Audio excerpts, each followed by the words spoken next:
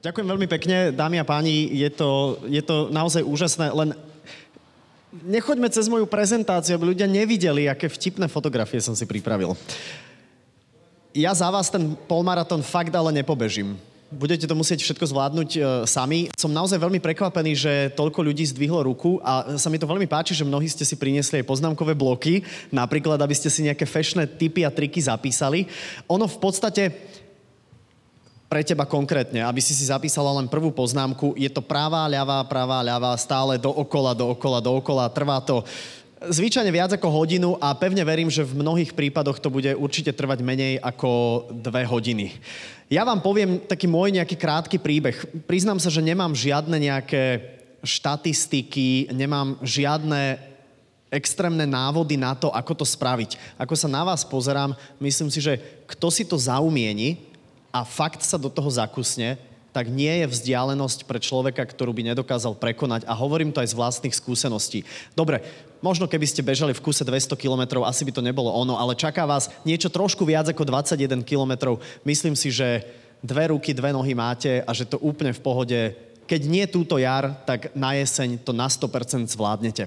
Strašne dôležité pri tom, keď uvažujete o tom, že chcete sa do toho vrhnúť, tak je si spraviť jednoznačný cieľ.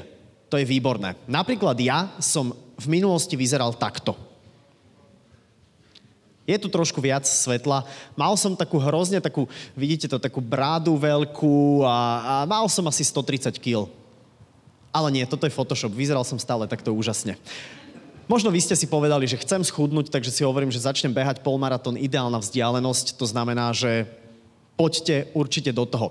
To, ako som reálne vyzeral, to je vlastne ďalší slajd a zoberiem si tým pádom aj ten slajdovač. Toto som reálne ja predtým, ako som začal behať polmaratón.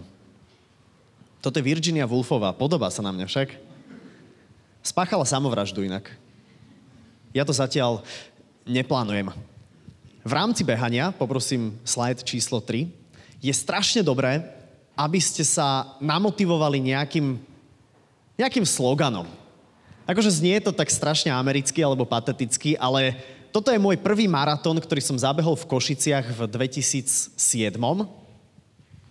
Maratón je 2-krát polmaratón. Zatiaľ je to zapísané, to je dôležité. Bež ako nikdy predtým bolo pre mňa v tom období niečo, čomu som tak strašne veril a hovoril som si, že to dokážem preto, lebo to mám jednoducho niekde na hrudi napísané a hovorím si, že keď už pre nič, tak aspoň preto to vyskúšam zabehnúť a chvála Bohu sa to podarilo. A samozrejme pred tým maratónom som bežal teda polmaratón, aby som si to v podstate vyskúšal. Rozdiel medzi týmito 2 aktivitami je pomerne dosť intenzívny. O tom niekedy pochopiteľne na budúce. Ďalším obrázkom sa dostávame k tomu, že keď to fakt myslíte vážne, tak vám vrele odporúčam nájsť si trénera. Je to strašne dobré, keď niekto drží nad vami nejakú takú ochrannú ruku a ak je možné, ja som mal veľké šťastie, na fotografii je Ivan Gabovič, Marcel Matanin ho tiež pozná, náš ďalší rečník. Ivan je človek ako tréner, ktorého som si veľmi obľúbil, pretože každý tréning bol pozitívny. Nikdy to nebolo o tom, že fúha, dnes nejak nevládzeš, dnes si nejaký slabý. Čo to je? Čo si sa zle najedol, alebo zle si sa vyspal, alebo čo sa stalo? Vždy vás vedel odhadnúť v tom zmysle, že keď je toho veľa, tak radšej spomalme a užíme si to a absolvujme ten tréning v pohode. V šťastí, v radosti. Pre mňa to je alfa a omega. Keby bol naozaj po mojom boku niekto, kto bude na mňa hulákať, kričať a to poznám množstvo trénerov, ktorí používajú veľmi vulgárne slová. Zavše spomeňme, už si sami dolaďte, aké slovo, tak ja by som sa cítil osobne veľmi nepríjemne. Takže to je jeden z mojich takých úvodných bodov, že zohnať si trénera, niekoho, kto sa trošku do toho rozumie a kto vás nejakým spôsobom posunie ďalej. Pretože potom spolu môžete prežiť naozaj pekné veci, ako napríklad na ďalšom slajde. Zoberiem si ja tú prepínačku. Bude to také emotívnejšie pre mňa ešte. Hej, ďakujem veľmi pekne. Dobre, super. Takže ide to, hej, počkať. Nejde to? A tak budem to aspoň držať v ruke pre ten pocit, hej? Že keď tak akože naznačím, tak ty to tak prepneš. Hej? Toto je zhodou okolností to, čo hlavné mesto čaká budúci víkend. Toto je ČSOBčka a polmaraton tam. Takže veľmi príjemné pocity. Ja som vybral také fotky, ktoré proste pre mňa tak nejak v rámci toho polmaratónu niečo znamenajú, takže ten bod tréner je strašne dôležitý. Poďme na ďalšie. Oblečte si veci, ktoré vás motivujú. To je tiež pre mňa strašný parameter. Jeden môj kamarát mi povedal, vzhľadom na to, že moje výkony nie sú bravúrne, nikdy som naozaj ako nesiahal na tie najvyššie méty a moje časy sú úplne bežné, ľudským bežným výkonom ľudí, ktorí majú zamestnanie a fungujú nejakým spôsobom. Nie som ani fantastický bežec, som jemný amatér. Sekundičku, dostaneme sa k tomu, mám to ako highlight. Hej? To by som tým pádom predbehol, ale ďakujem veľmi pekne. Takže, a ten kamarát, aby som sa k tomu dostal, mi hovorí, počúvaj, Saifa, keď to nejde, nech to aspoň dobre vyzerá. Držte sa toho, oblečte si najlepší gear, aký viete si zohnať, nech to neonovo svieti, všetky podkolienky, všetko si dajte, nech to vyzerá turbo, nech je jasné, že sa tomu venujete a motivujte sa tým. Tričko Marathon Training 2011 som dostal mesiace predtým, ako som išiel do New Yorku bežať maratón a myslím si, že je to jedno z mojich najsmradlavejších tričiek, aké som v živote mal, pretože vždy som ho chcel mať na sebe počas tréningu, lebo ma to jednoducho nejakým spôsobom hnalo dopredu. Takže fakt, myslím si, že beh nie je extrémne drahý šport. Vie byť drahý v tom, že keď si kupujete všetky tie aparáty, ale ak je možnosť, tak do toho zainvestujte. Oplatí sa to a páčia sa mi farební bežci. Čím farebnejší, tým lepší. Môžete to samozrejme zladiť podľa toho, ako sa vy v daný moment cítite. Takže gear alebo oblečenie je totálne motivačný prvok. Dôležitejšie ale, možno ako to, ako vyzeráte, je, že ja by som to povedal, že pre koho to robíte, alebo na koho obdive vám najviac záleží. Myslím si, že som ako exhibicionista do istej miery, ale aj do istej miery som introvert s samovražednými sklonmi. Zatiaľ prežívam. Toto je cieľová fotografia, ku ktorej mám strašne taký akože emotívny vzťah, lebo je tam moja priateľka a toto je v cieli polovičného Ironmana v Celám Z. Zaevidoval som túto fotku v rámci toho, lebo tiež sa tam beží polmaratón, ale predtým sa 90 km bicykluje a ešte sa pláva 1,9 km, takže je to trošku také akože náročnejšie ako ten polmaratón, ale keď som prišiel do cieľa a ona tam bola a mal som možnosť poprvýkrát tak ako nejak zložiť hlavu a trošku si vydýchnuť, strašne veľa to pre mňa znamenalo a myslím si, že je hrozne dobré, keď máte nejakých parťakov, partnerov, frajerky, manželky, manželov, čokoľvek, že ich do tej činnosti zaangažujete. Ona si spravila pekný výlet a ja som si tam spravil polovičného Ironmana. Nerobiť to ja to potrebujem spraviť a teraz všetko ide nejak tak bokom.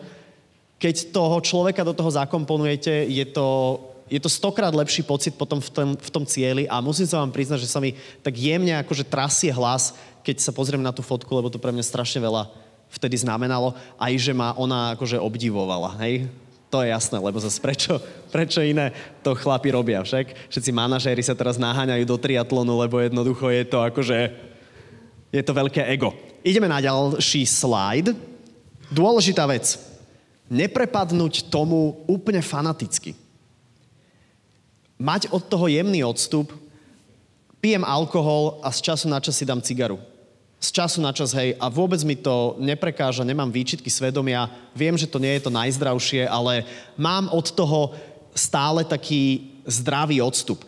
Poznám ľudí, ktorí tomu prepadli takým spôsobom, že pomaly, no väčšinu z tých kamarátov, čo mám takýchto, tak nemusia chodiť do roboty, lebo nejak to už majú ošefované, že nechodia do roboty, ale každopádne sú ľudia, ktorí tomu prepadnú tak, že nepoznajú nič iné, nevedia nič iné, len sa sústredia strašne na ten beh, lebo to je to najdôležitejšie na svete.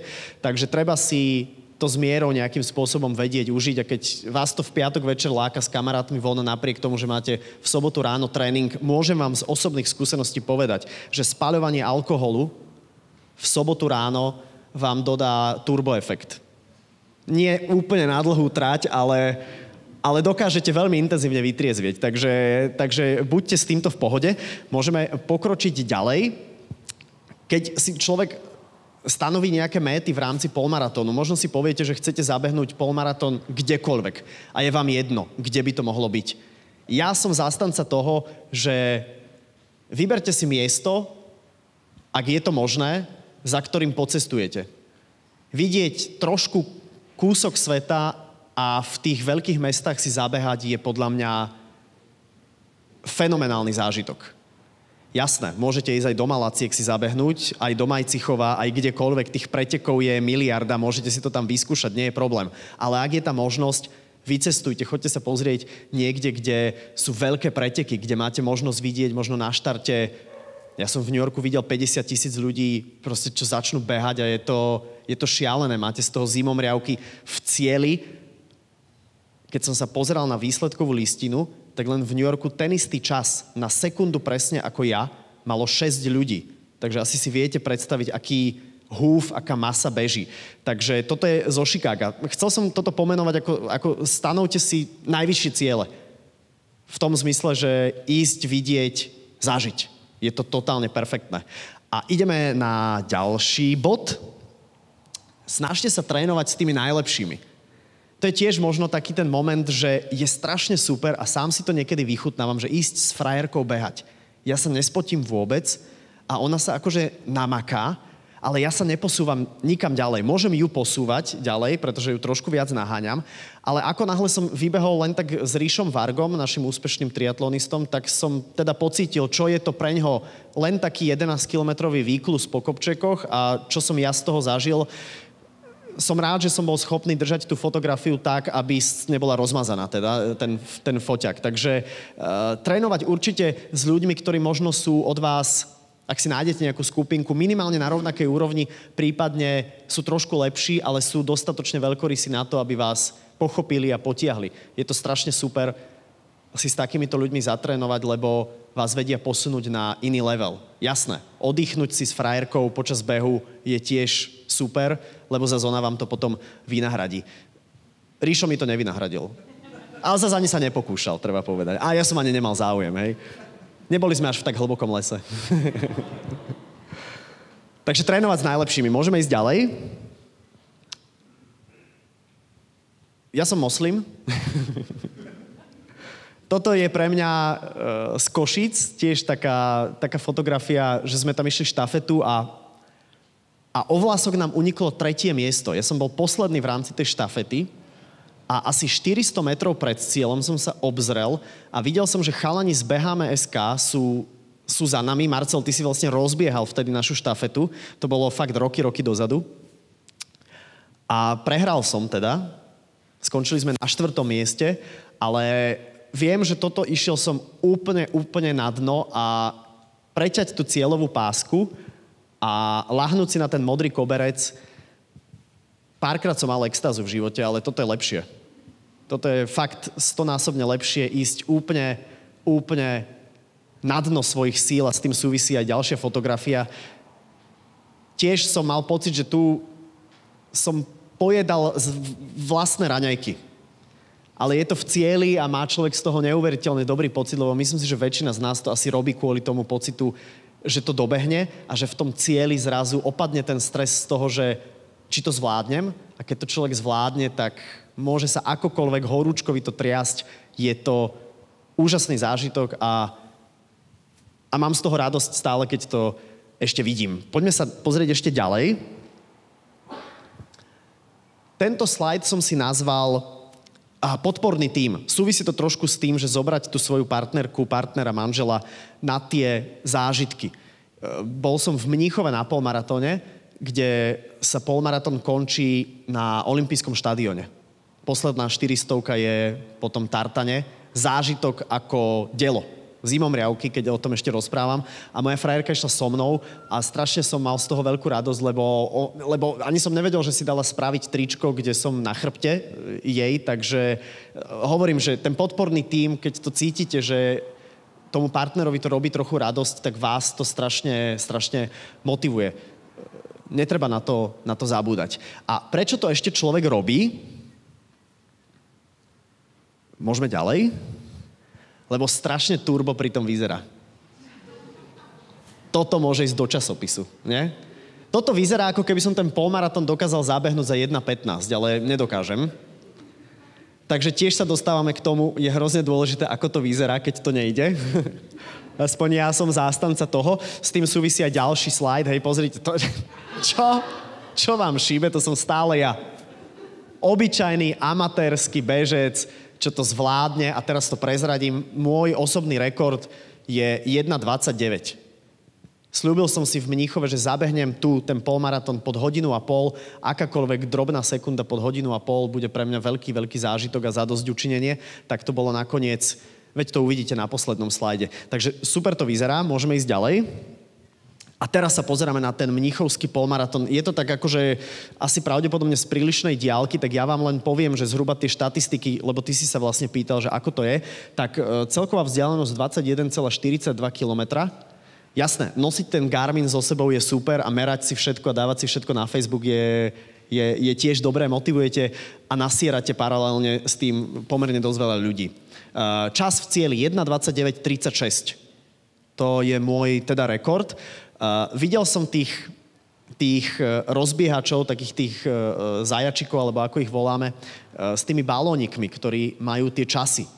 Takže po väčšinu času som bol v Mníchove mysliac si, keď som sa neobzeral, že som ďaleko pred 1,5 hodiny a že mám fakt čas. A asi posledné 3 kilometre zrazu ma dobehli, títo, čo išli na 1,5 hodiny a ja som už mal naozaj dosť, takže ma voviedli oni až na ten štadión a našťastie som to stihol, takže bol to veľký zážitok. Average pace, teda priemerné tempo na kilometr 4:11. Teraz by som to asi nedal, ale možno za 3 mesiace nejakého intenzívneho tréningu by som to dal. Takže ak rátate s nejakou 1,5 hodiny, tak 4:10, 4:09 je asi takéto to optimálne tempo. Neviem, samozrejme, môžete ísť aj rýchlejšie a pokojne môžete ísť aj pomalšie. Ešte je tam jeden slajd súvisiaci práve s tým Mníchovom a mojím polmaratónom. Prvý kilometr 3:57, druhý 4:13 a potom sa to stále drží okolo 4:13, 4:06, 4:20. Už na 15. to bolo také akože čudnejšie, 4:23 to bolo na 17. A tam zhruba asi ma začali dobiehať tí s tými balónikmi a potom som to musel už nejak vypeckovať, aby som mal zhruba ten môj heart rate je zhruba celý čas okolo 165, 170, možno niekde k 180. Ja som taký relatívne nízkopulzový, čo je aj dobrá vec, aby ste toto mali nejak v merku. Tiež je dobré behať so všetkými tými gadgetami a s tými náradiami, aby človek vedel sa odhadnúť a myslím si, že aj aby ten tréner vás vedel odhadnúť a povedať, že teraz treba bežať takýmto spôsobom, teraz treba takto a tak ďalej a tak ďalej. A ešte myslím si, že je tu ešte niečo.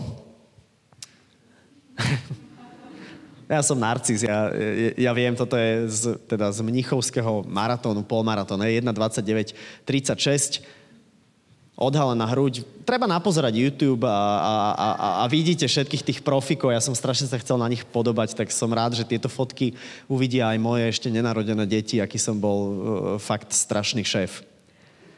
A myslím si, že každý z vás môže byť strašný šéf, keď si poviete, že to chcete spraviť a chcete absolvovať, lebo sú v živote oveľa zložitejšie veci, ktoré človek musí zažiť a absolvovať a polmaratón je jedna z tých jednoduchších. To vám garantujem. A ak máte nejaké otázky, tak budem rád, keď budem mať možnosť na ne odpovedať. Moja cesta bola čisto emotívna, nedozvedeli ste sa v podstate nič, ako to treba spraviť, ale myslím si, že každý má tú svoju cestu a každý to nejakým spôsobom dokáže a dokážete to určite aj vy. Takže nech sa páči, ak máte nejaké otázky, tak sem s nimi. Tento slajd tu môže ostať.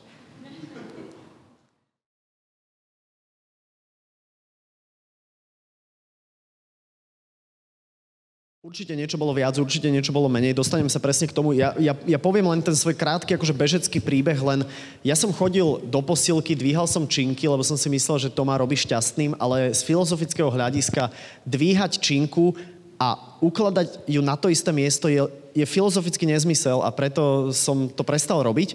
Začal som trošku bežať na páse a potom mi tréner ešte dávnejší hovoril, že veď poďme si zabehnúť Devín Bratislava. A ja som Devín Bratislava bez akékoľvek nejaké bežeckej prípravy zabehol za nejakých 56 minút alebo tak nejako, čo bolo celkom fajn. A potom som niekde povedal, že to behanie je super a tak a zrazu ma oslovili nejakí ľudia, že či nechcem natrénovať na Košice, na maratón.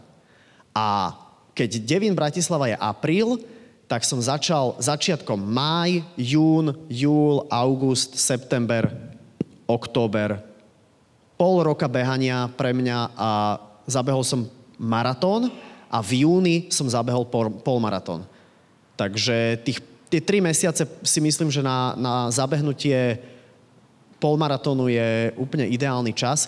A dávno, keď som o tom behaní toľko hovoril a keď som aj toľko behal, tak mi jeden kamarát hovorí, že vieš čo, že skôr či neskôr uvidíš, že skončíš pri triatlone, lebo je to také v zmysle sviežosti, že človek sedí aj na bicykli, aj pláva, že robí aj niečo iné ako beha, tak mi to nejaké 4, možno 5 rokov trvalo, kým som sa k tomu dostal a nemienim sa nejak toho vzdať, lebo je to veľmi svieža a príjemná kombinácia.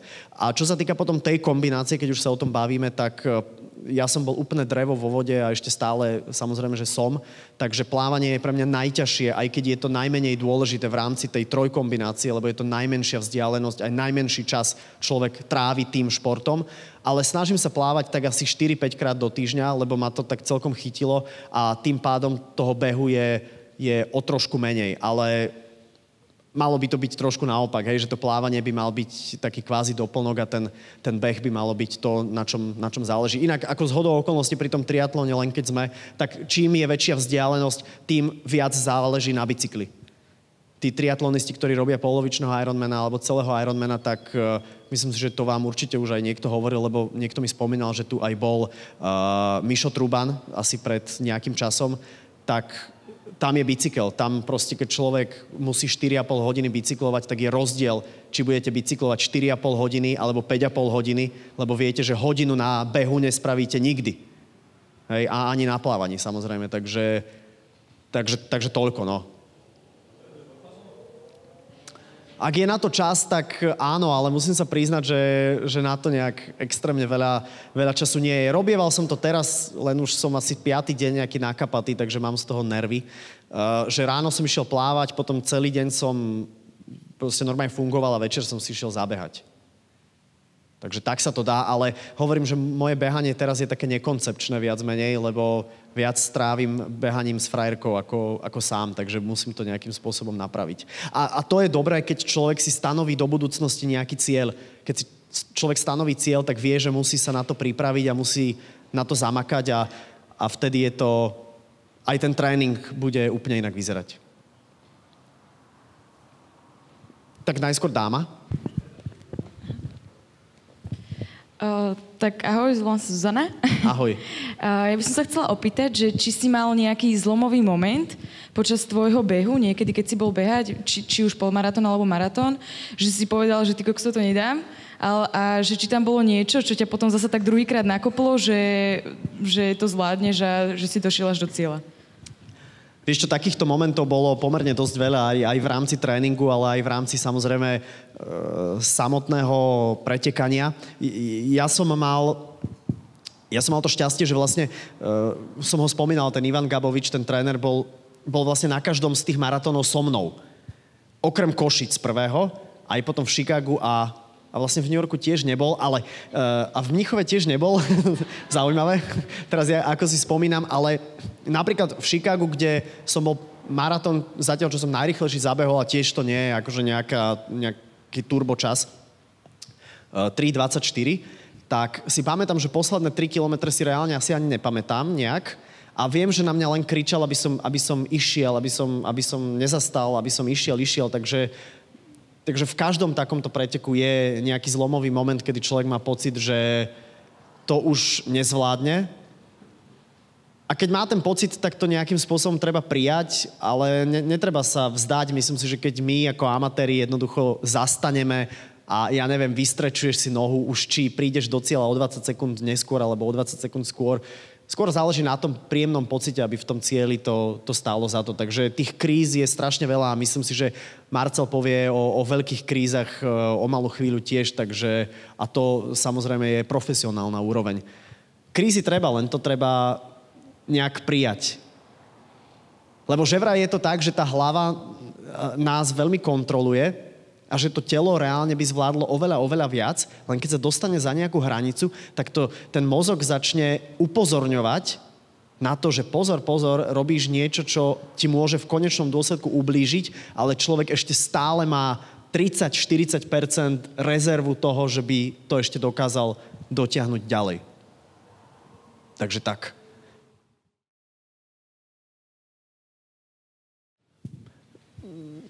Vieš čo, pravdu povediac, mal som obdobie, kedy som si povedal, že teda budem jesť bezlepkovo, lebo je to teraz taký akože super hipster trend. Aj napriek tomu, že nie som vôbec nejaký intolerantný alebo nejaký. A priznám sa, že som sa musel vrátiť späť k lepku, lebo ja som bol bytostne hladný. Ja som sa nevedel dožrať nejakých orieškov alebo týchto náhrad všelijakých. Ja som proste potreboval normálne, dajte mi pokoj s lepkom. Ja potrebujem 2 biele rožky, maslo, med a normálne sa potrebujem ráno najesť a ísť si zabehať. Takže nemám nejak špeciálne upravený režim, preto hovorím, že je to taká amatérčina v tomto mojom období, že to nemám nejak úplne vyčíhané alebo úplne zmáknuté. Skôr si myslím, že fakt, že na tie moje časy alebo na to, prečo to robím, si myslím, že každý z nás sa snaží stravovať čo najzdravšie a to si myslím, že je podľa mňa v rámci tej mojej úrovne úplne postačujúce. Jasné, BCAčka sú super veci, hej, ako tieto aminokyseliny po nejakom tréningu. Ešte si niekedy dávam ten glutamín, to mi plavecký tréner odporúčil si to dať do nejakého proteínového šejku. A čo si ešte dávam, je, okrem EPA,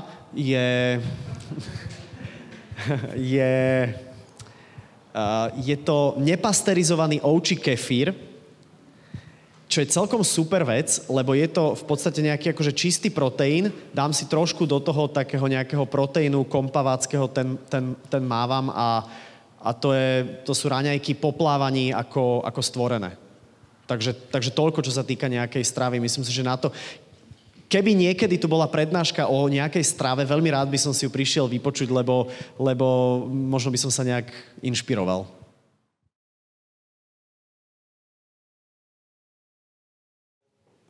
Treba ostať hydratovaný, ale to je veľmi dôležité. Človek to nemusí nejak extrémne preháňať.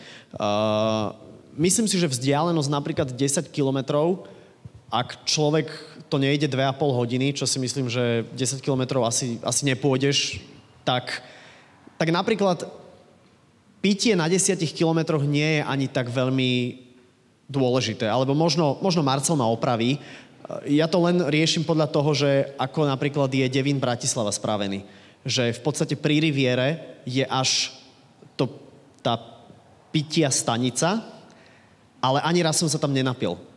Jednoducho, nejak by ma to vyhodilo z tej koncentrácie, že proste človek šlape, takže podľa mňa na 10 kilometroch to nie je tak dôležité, ak sa človek poriadne napije predtým. Takže nejaký normálne jonťak, a myslím si, že tých výrobcov je toľko, ja zase ako nepropagujem žiadneho, s nikým nemám žiadnu zmluvu, takže to tak nejak striedam podľa toho, na čo mám chuť. Pijaval som Penko, taký český výrobca, potom teraz mám nejaké Dextro, alebo také proste rôzne veci, takže jonťak treba, a ako náhle je to už niečo nad 10 kilometrov, tak určite sa treba poriadne napiť aj počas toho behu. Napríklad v rámci tréningu na maratón sme najviac behali na Železnej 32 kilometrov, sme zabehli najviac, keďže tá maratónska trať sa nebeží v rámci tréningu, aspoň teda nikdy som o tom nepočul, tak sme to robili tak, že sme vlastne išli 5 tam, 5 späť a po každých 10 kilometroch sme sa trošku napili a pokračovali ďalej. Takže myslím si, že tých 10 kilometrov je taká akože ideálna hranica na to, aby sa človek napil a netreba to zase preháňať, aby človek nenosil toľko vody. A s tým podľa mňa súvisí asi aj konzumácia tých gelov všelijakých, že tiež som si nedal nikdy na 10 kilometrov nejaký, akože gel som si nedal nikdy, ale čokoľvek náduš potom ten gel môže spraviť. Na polmaratóne vám poviem, že som si dával na 12. a potom, ak som mal 2, tak som si dal ešte možno na nejakom 17. alebo 18. som si dal ešte jeden. Ak si dobre pamätám. Takže to, ale treba sa hydratovať, to je jasné. Dobrá otázka. Ale tiež moja veľmi neodborná odpoveď. Len taká akože zážitková, pravdu povediac. Takže nie, že z tohto vydáte nejakú knižku, že Saifa odporúča, lebo to by ma vyhodili potom z únie. Áno. Keď môžem poradiť, že najideálnejšie asi príbehu, lebo tie géry, aj elektrický kor, keď človek je na niektoré stará, čo ešte do veľké moderne, skúšame obehové polátory na tokoch, dá sa to nie pre každého, ale kokosová voda, z toho pohľadu, zvýšba je asi najideálnejšia. Je tá voda duchovito, hydratuje to lepšie telo než voda, tým pádom stačí menej a nie sme taký zaťažený, má to naviac elektrolitov alebo poškodenie a pozrieme na život veľký dosed. Kokosová voda je veľmi dobrá na voda. Poznám viacerých ľudí, ktorí tiež akože kokosovú vodu pijavajú. Ja som ešte kedysi pijaval také, to bolo v takých tabletkách, volalo sa to a nejakí Američania to robili Nuun. N-U-U-N. A tiež to malo tieto proste, sa to chválilo týmito elektrolitmi. Určite čistá voda je hovadina teda. No, musíte dať veľa, musíte zaťažený a No. tie kokosové vyzeráš menej, takže viac aj hydratný než tá voda. A ja som sa dozvedel. Ďakujem veľmi pekne. Ja sa chcem spýtať na tvoj cieľ najbližší, lebo keď človek napríklad už zabehne maratón, tak neviem, čo už len zlepšuje čas, alebo čo je tvoj cieľ? Taký veľký.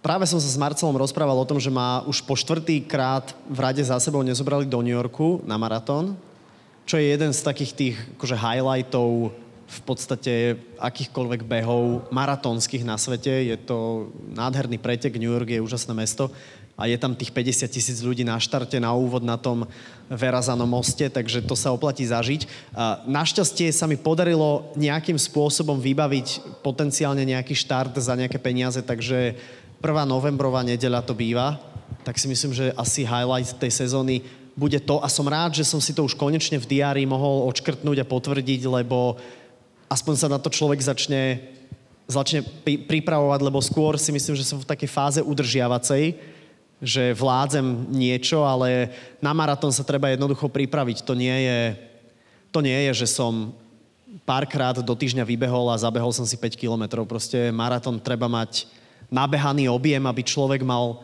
naozaj v tých nohách hlavne ten pocit, že OK, toto je 15 kilometrov, toto je 20 kilometrov a takto to asi je po 30. kilometri. Takže tam treba ten objem zvýšiť. A ešte som prihlásený na Oravamena.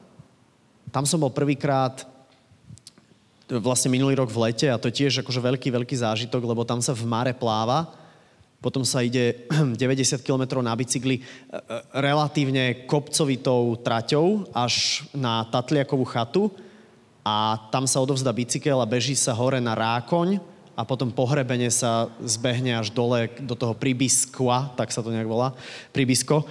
A to je tiež taký akože celkom zaujímavý pretek, ktorý mňa stál strašne veľa energie, lebo som bol na tej trati asi 7,5 hodiny, takže to je niečo, čo som nikdy nezažil, lebo predsa len ten maratón je svieži v tom, že fakt šikovní a borci to zabehnú za 2,5 hodiny, 2,40 sú také akože super časy, fakt, že super. My sa tam trápime teda trošku viac, ale 7,5 hodiny je trošku rozdiel, no.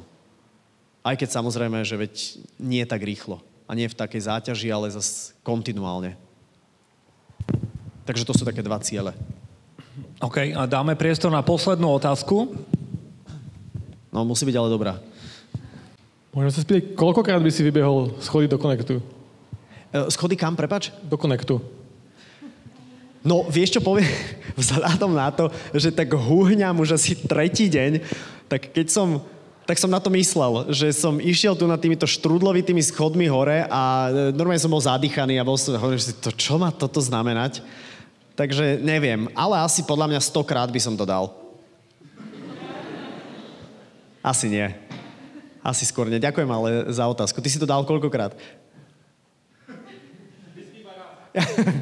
Dobre, tak potom len tak. Ak ešte má niekto nejakú otázku, tak pokojne ešte jednu môžete dať a potom sa môžeme... No, som vedel. Chcela by som spýtať, že či beháte len v teréne, alebo aj také úseky? Toto je výborná otázka. Čakali sme presne, aby sme to ukončili touto otázkou. Kombinujem... Robím to tak, teda keď si spomínam na svoje dávne, slávne časy, tak behávali sme pravidelne úseky. To znamená, že v konečnom dôsledku človek zabehne menší objem, ale rýchlejšie a intenzívnejšie. Behávali sme 200, behávali sme 400, behávali sme kiláky, niekedy dokonca aj 2-kiláky. Napríklad pamätám si, že pred mníchovským polmaratónom som mal tréning, akože pár dní predtým, ako som odišiel, bol taký, že 2-kiláky boli a išiel som ich nejaké 4 2-kiláky, krátka pauza a zas 2-kilák. Naozaj, ja nie som ani tréner, ani nejaký odborník, že či to je dobré, zlé, ale myslím si, že na rýchlosť je taká tá úseková záťaž veľmi dobrá, ale čím viac človek chce tých kilometrov zabehnúť, či už polmaratón alebo maratón, tak treba stále ten objem. Ja vám poviem, že v tejto fáze, keď sa začnem chystať na maratón, tak na 100%, keď budem chcieť jemný výklus, tak si pôjdem pod most La Franconi a pôjdem cez most Apollo na druhú stranu a La Franconi späť. Je to 10 kilometrov, pôjdem si 4,45, 5-kové tempo, úplne v pohode sa vyklusať. Keby išli úseky, tak samozrejme všetko, čo sa týka úsekov, je dobré. A teraz hovorím za nás, amatérov, pod 4,30 sa snažiť to tlačiť čo najlepšie, ak by človek chcel do nejakej rýchlosti ísť. A to by som si dal niekde, tiež si myslím, že asi zaparkovať pod La Franconi a tam sa niekde vybrať. A keby som išiel ešte fakt len, že s kamarátmi cez víkend možno nejakých viac ako 20, tak by som do toho zakomponoval určite na Železnej aj nejaký terén. Taký ako trail. Človek v rámci toho trailu ide podľa mňa 5,30 až 6-kové tempo vzhľadom na profil tej trate a je to tiež podľa mňa veľmi dobré, lebo treba si dávať trošku väčší pozor, keď človek beží po traili, ale je to veľmi fajn, že tá noha sa prispôsobuje aj nejakému inšiemu terénu a tie svaly, ktoré sú tu, trošku zosilnievajú. Aj keď si človek môže vytknúť členok a stalo sa mi to tiež a váľal som sa tam v lísti, ale nejak som to potom... Odskákal som 20 km na jednej nohe. Aj s Chuckom Norrisom, tak. Takže takto treba pokombinovať a treba mať z toho radosť hlavne, podľa mňa. Takže tak.